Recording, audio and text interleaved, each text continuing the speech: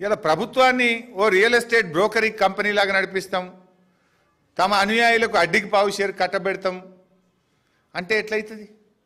ఇలా బీజేపీని కూడా అడుగుతున్నాం, ఇంత పెద్ద స్కామ్ మీద ఎందుకు బీజేపీ మాట్లాడతలేదు? కుమ్మక్కు రాజకీయాలు లేకపోతే, కాంగ్రెస్తో మీరు కుమ్మక్కు కాకపోతే, బీజేపీకి చిత్తశుద్ధి ఉంటే ఈ భారీ కుంభకోణం పైన సమగ్రమైన విచారణ జరపాలని చెప్పి ఈరోజు మేము డిమాండ్ చేస్తూ ఉన్నాం. ఈరోజు నేను ఒక 8 కోణాలు, ఇందులో 8 ప్రశ్నలు ఈ ప్రభుత్వానికి సూటిగా అడుగుతా ఉన్నా. అంటే ఏ రకంగా ఈ ప్రభుత్వం దోపిడీకి పాల్పడుతుందో సాక్ష్యాధారాలతో సహా నేను బయట పెడుతున్నా. అంటే ఆ రోజు నేను క్యాబినెట్ సబ్ కమిటీ చైర్మన్గా ఉన్నా కనుక ఇవన్నీ విషయాలు ఆ రోజు మా ముందుకు వచ్చినాయి కనుక సంపూర్ణమైన అవగాహనతో ఆధారాలతో ఈరోజు నేను బయట పెడతా ఉన్నా. మొట్టమొదటిది,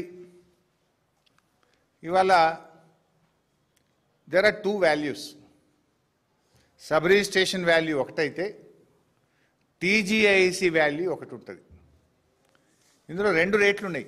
ఆ రోజే మా ముందుకు వచ్చింది, ఒకవేళ ఈ భూములు ఇవ్వాలా, ఇస్తే ఏ రేటుకి ఇవ్వాలి, మార్కెట్ వాల్యూ ఇవ్వాలన్నా, సబ్ రిజిస్ట్రేషన్ వాల్యూ ఇవ్వాలన్నా, టీజీఐసి రేటుకి ఇవ్వాలా అనేటువంటి చర్చ ఆ రోజు మా ముందుకు వచ్చింది సబ్ కమిటీ ముందుకు. సబ్ రిజిస్ట్రేషన్ వాల్యూ కంటే టీజీఐసి రేటు చాలా ఎక్కువ. టీజీఐసి అంటే ఈ భూములు ఎవరివి? Telangana industrial infrastructure corporation.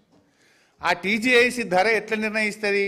వాళ్ళు పెట్టిన పెట్టుబడి ఎంత, దాని ఇంట్రెస్ట్ ఎంత, దాని డెవలప్మెంట్కి ఎంత ఖర్చు అయింది, ఎవరికైనా ఏదైనా అలాట్మెంట్ ఇచ్చేది ఉంటే వాళ్ళకు ఒక రేటు డిసైడ్ అయ్యి ఉంటుంది. ఆ టీజీఐసి రేటు ఇవ్వాలా, ఎస్ఆర్ఓ వాల్యూ సబ్ రిజిస్ట్రేషన్ వాల్యూకి ఇవ్వాలా అని చర్చ జరిగింది. ఉదాహరణకు ఐపీ మల్లాపూర్లో 240 ఎకరాల భూమి ఉంటే ఎస్ఆర్ఓ వాల్యూ 17,581, టీజీఐసి విలువ 36,827, మోర్ దాన్ డబుల్. అంటే మీరు 36,000 నువ్వు భూమి కేటాయించేది ఉంటే నీ టీజీఐసి రికార్డులో 36,000 ఉన్నది, అది ఇడిచిపెట్టి తక్కువ ధర ఎస్ఆర్ఓ వాల్యూకు 17,000కి ఎందుకు అప్పచెప్తున్నావు? అదేవిధంగా ఉప్పల్ ఇండస్ట్రియల్ ఎస్టేట్ ఉప్పల్ 447 ఎకరాలు ఉంది.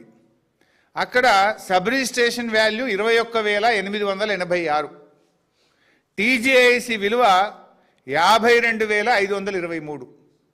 నీ ధర 52,000, నీ బుక్కులో 52,523 ఉంటే నువ్వు అంతకంటే తక్కువ ధర 21,000కు, ఆ 21,000లో 30% ఎందుకు కట్టబెడుతున్నావు? What is this? అట్లే గాంధీనగర్లో sub registration value SRO value 14,591, TGIC ధర 46,895, 4 టైమ్స్. నీ ధర 46,000, ఎస్ఆర్ఓ 14,000, ఆ 14,000 30%కే ఇస్తా అంటాడు రేవంత్ రెడ్డి గారు. అట్లు చాలా ఉన్నాయి. ఇంకా అట్లా పోతే Hayathnagar 14,591 SRO value, TGIC value 54,340. ఇవన్నీ మీకు డీటెయిల్స్ అన్ని విడుదల చేస్తా. మొత్తం 21 ఇండస్ట్రియల్ ఎస్టేట్స్ ఉన్నాయి. ఎస్ఆర్ఓ వాల్యూ ఏమో తక్కువ, టీజీఐసి రేట్ ఏమో ఎక్కువ. జనరల్గా ప్రభుత్వాలు ఏం చేయాలి? రెండిట్లో ఏది ఎక్కువ ఉంటే అది అడాప్ట్ చేస్తారు కదా. దేని ద్వారా ప్రభుత్వానికి రూపాయి ఎక్కువ వస్తుంది, రాష్ట్ర ఖజానాకు ఒక పైసా ఎక్కువ వస్తుంది, తద్వారా పేదలకు రాష్ట్ర ప్రజలకు మేలు జరుగుతుందో ఆ పని చేస్తావా? తక్కువ ఉన్నది తీసుకుంటావా నువ్వు? టీజీఐసి ధరను కాదని ఎస్ఆర్ఓ వాల్యూను ఎందుకు అడాప్ట్ చేశారో సమాధానం చెప్పాలని అని రేవంత్ రెడ్డిని ప్రభుత్వాన్ని డిమాండ్ చేస్తా ఉన్నా. ఆ రోజు మా క్యాబినెట్ సబ్ కమిటీ ముందుకు వచ్చింది ఈ విషయం. మరి మీరు ఎందుకు దీన్ని తక్కువ ధరది అడాప్ట్ చేసినారు? టీజీఐసి రేట్ను ఎందుకు పరిగణలోకి తీసుకోలేదో ఈ రాష్ట్ర ప్రజలకు సమాధానం చెప్పాలని చెప్పి నేను ప్రభుత్వాన్ని డిమాండ్ చేస్తా ఉన్నా. రెండవ పాయింట్, మీ అందరికీ తెలుసు, బహుశా మీరే పత్రికల్లో చూసి రాశారు, టీవీల్లో చూపారు.